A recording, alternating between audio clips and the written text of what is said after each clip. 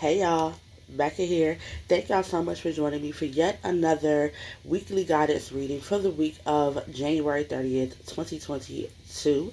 I cannot believe we're already at the end of January. That is insanity, but here we are.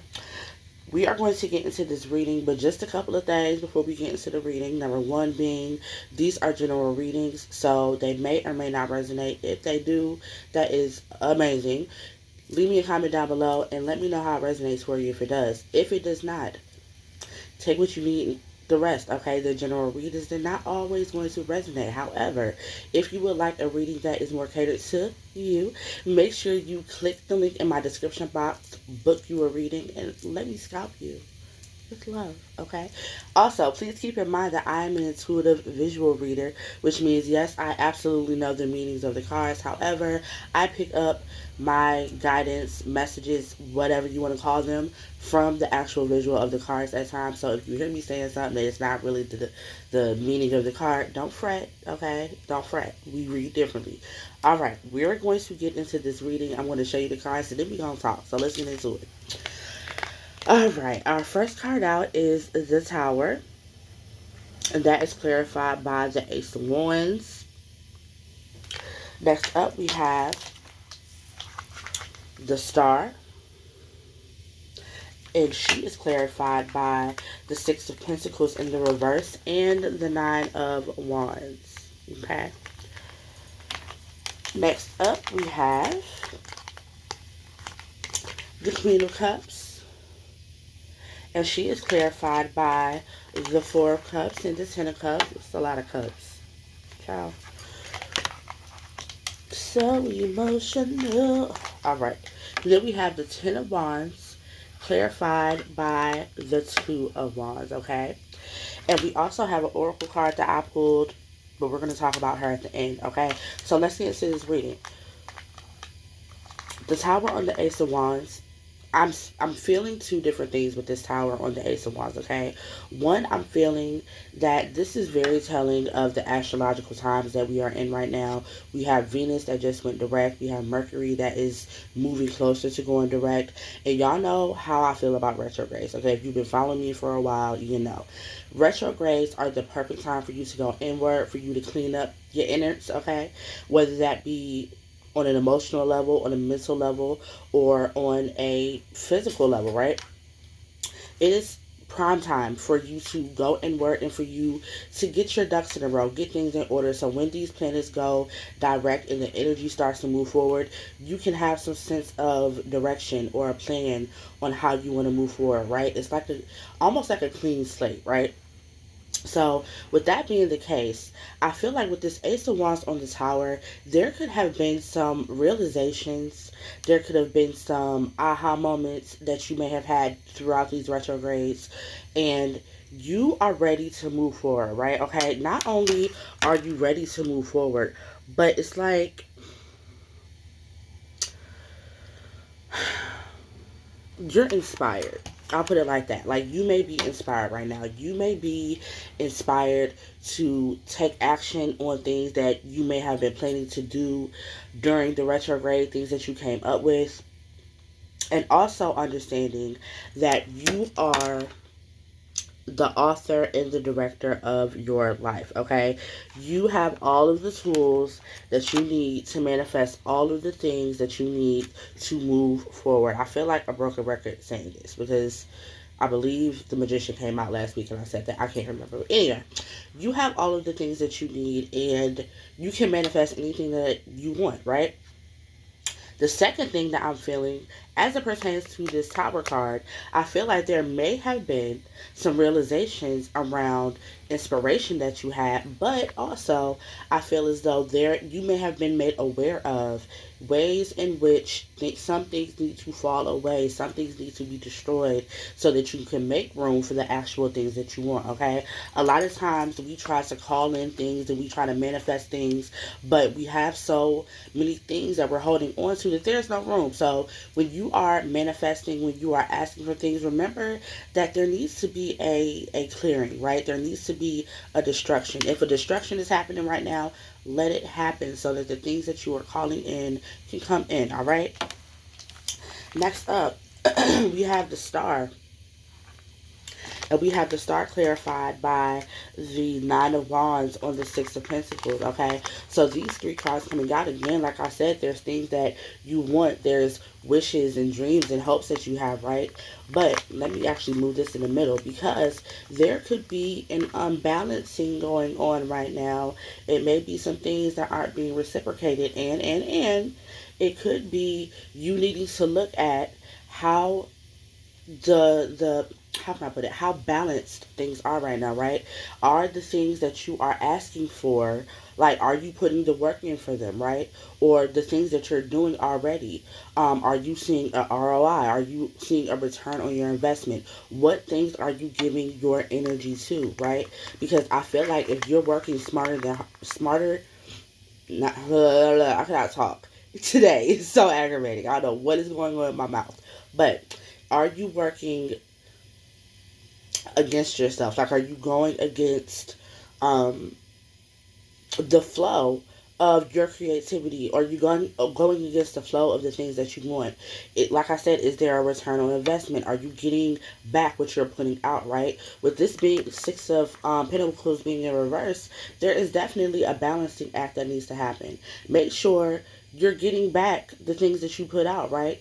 Don't put energy into things that you're not seeing a return on. If things are, and I don't want to say this in a way it's like, oh, if things get too hard, just give up. But if you've been at something for a while and it's not working, okay, it's not necessarily meaning that you need to give up. It just means that maybe you need to try things a different way, all right? I feel like a lot of us start things, we get defeated, and this could be in anything. This could be with a business that you are trying to start, with a creative venture you're trying to start, a career move you're trying to make, or this could even be emotional, right? Because we have a lot of cups here coming up. So this could even be something emotionally that's happening within you. That you need to realize, like, what are you giving your energy to? What are the things that you're pouring into? Are they pouring into you? If not, you may be thinking about, maybe need to be thinking about letting them go, right? Next up, we have, excuse me, the Queen of Cups, and we have her on, I'm sorry, we have her clarified by the Ten of Cups and the Four of Cups, okay? So with all these cup cards, child, okay, first off, we know the cups are our emotions, right? And so with the Queen of Cups being clarified by these two cards, I'm kind of feeling like this is Spirit telling you that there needs to be some type of understanding of your emotional intelligence, right? Where are you at emotionally? Are you connected to your emotions? And it's so funny because the email that I sent out today for my email list was talking about being connected to your womb, right? As women, our wombs are our, I don't even want to say second brain, because honestly, in my opinion, it's your first brain, right?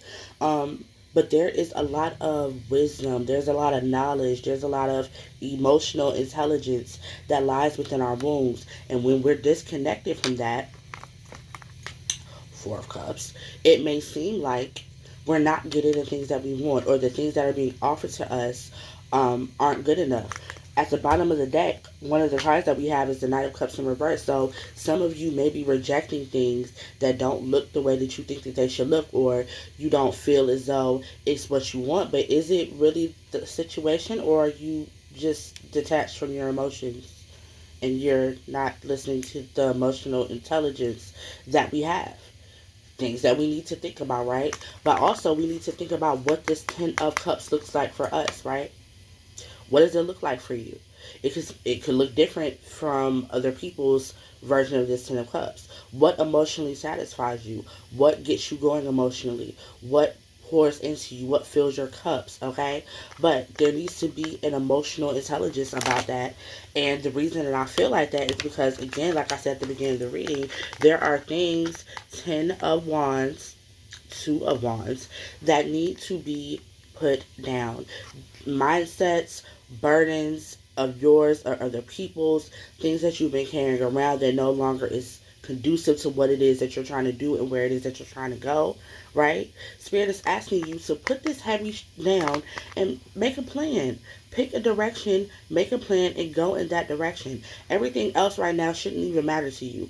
Nothing. Nothing should matter to you other than the things that you are wanting to bring into fruition and the things that you know aren't serving you. So take some time this week to really be emotionally intelligent, okay? Be steadfast in getting rid of things that you know aren't conducive to what it is that you want to do, and start to move on those things slowly but surely that you may have been thinking about during Venus retrograde, during Mercury retrograde, and see how it is that you can maneuver differently. It's not the time for you to give up. It's just a restructuring. Maybe you just need to think some things through. Maybe you just need to come at something from a different angle. The hangman energy, okay? Look at something from a different perspective. Put yourself in a forced pause if you need to. But there needs to be an emotional intelligence had to what it is that you want and what this Ten of Pentacles look for you. So make a plan, stick to it, put one foot in front of the other, okay? Funny enough, the card that we have as the Oracle card is the Creator. Okay. Also, all of the decks that I'm using are going to be listed down in the description box in case you guys would like to utilize them. Okay.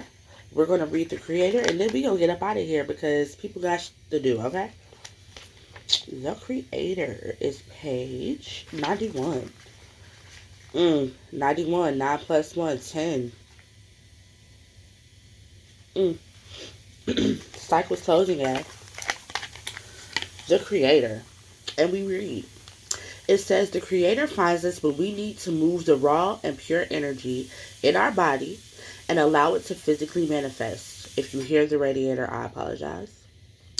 To be with creation is to simply interpret that which is already within us. There are no rules for creation.